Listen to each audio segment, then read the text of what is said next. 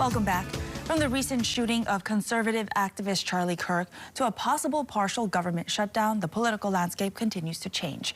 Congressman Ed Case is here in Hawaii and joins us in studio to give us an update. Thank you so much for joining us this morning. Aloha, good morning. Thanks so much for having me.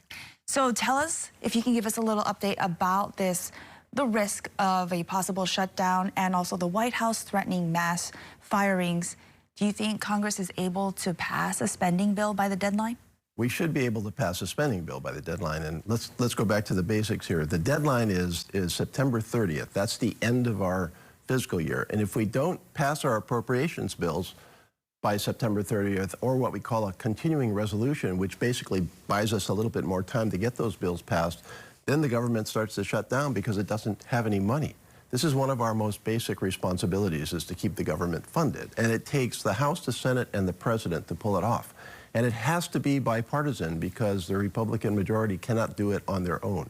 And so we have to have a bipartisan agreement to do this. The Democrats have been trying very hard to achieve a bipartisan agreement. I think most of us would go with a very short-term continuing resolution if it took care of one huge issue, and that is that we are seeing the health care costs of tens of millions of Americans about to go up rapidly. And we don't want that to happen. We think it's fair that compromise take care of both our overall government needs as well as tens of millions of Americans who are going to either lose their health care or have their costs go up rapidly. Now, as to the President's announcement overnight that if there is a shutdown, he's simply going to fire those workers, I think that's intimidation. I think it's probably illegal, and I think it's unnecessary. We should be able to get this done.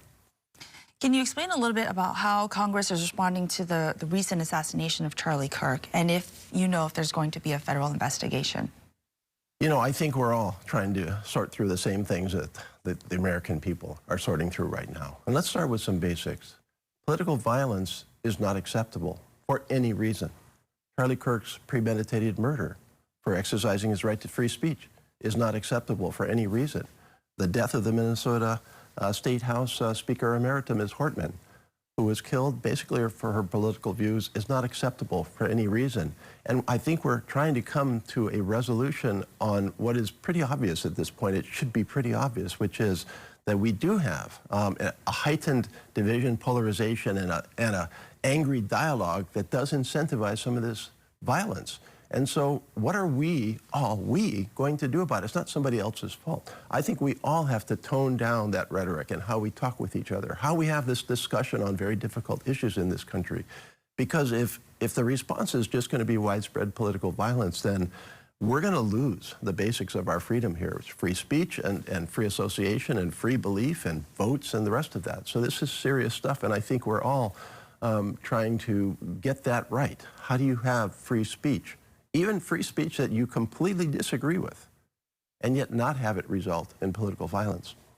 You know, speaking of free speech, there was that suspension of late-night talk show host Jimmy Kimmel. What do you think about ABC's handling in that situation?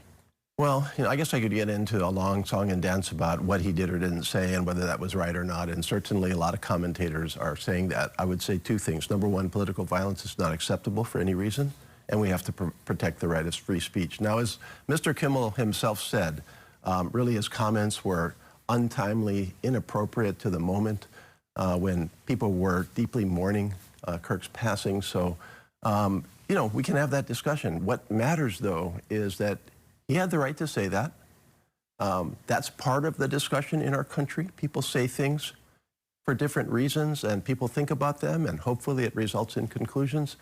But if you're going to get shut down for that free speech and intimidated not to say that by the government apparatus, that's wrong. And so the threat by the Federal Communications Commission to take away the license of ABC, which is the basic document under which they operate, just because Jimmy Kimmel said something that people felt was inappropriate, that's wrong itself.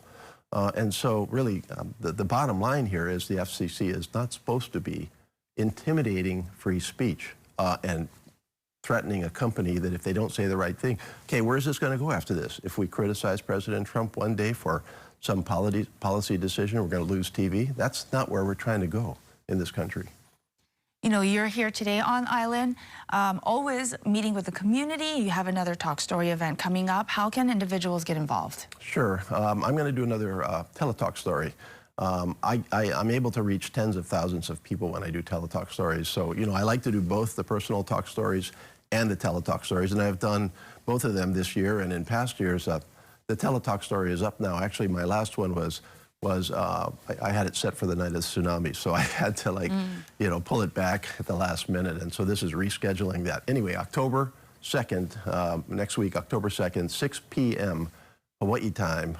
Most residents of my district, First Congressional, will get a phone call.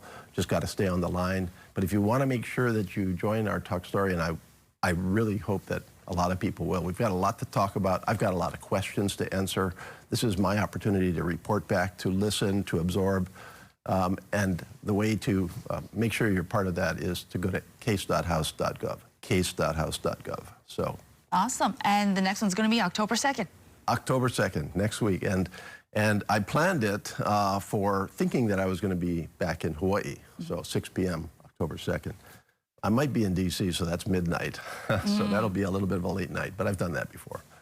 Well, thank you so much for all that you do and for joining us today. Thank you so much. Thank you.